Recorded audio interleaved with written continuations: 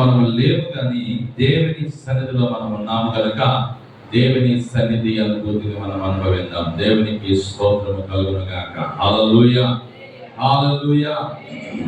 ప్రభు మనకిచ్చిన మంచి సమయాన్ని బట్టి పిలుస్తా ఉన్నా.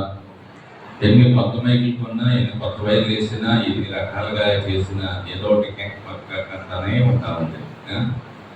ఇతరుల డబ్బులు పాప గారు ఏం చేస్తారు, తిరిగేస్తున్నారు అనుకుంటున్నారో రేటు తెలియదు. మరి మీరు అలా అనుకోకండి. అన్నీ కూడా బాగు చేస్తూ ఉన్నాం. ఎందుకంటే ఇదంతా కూడా మిషనరీ, మరి మిషన్స్ కాబట్టి, యాంత్రికం కాబట్టి, మరి ఎలక్ట్రానిక్స్. ఇందులో ఉన్న వైర్లు ఇలా చిన్నవి ఉంటాయి. సాల్డరింగ్ చేస్తారు వాటిని.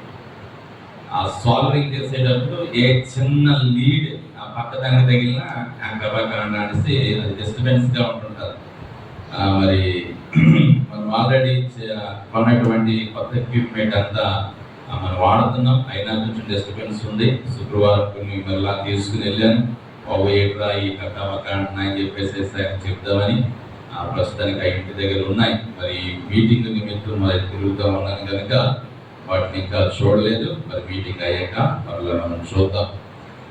మరి ప్రియులారా, దేవుని సన్నిధానంలో మరి ఈ దినము ఈ రీతిగా కూడి వచ్చిన మీ అందరికీ ప్రభునామమున వందనాలు చెల్లిస్తూ ఉన్నాను. ఎంతవరకు పాటలు పాడి దేవుని స్తుతించాం. దేవుని సన్నిధిలో వాక్యానికి వెళ్ళే ముందు కొన్ని విషయాలు చెప్పి నేను వాక్యానికి తీసుకుని వెళ్ళాలని ఆశపడతా ఉన్నాను.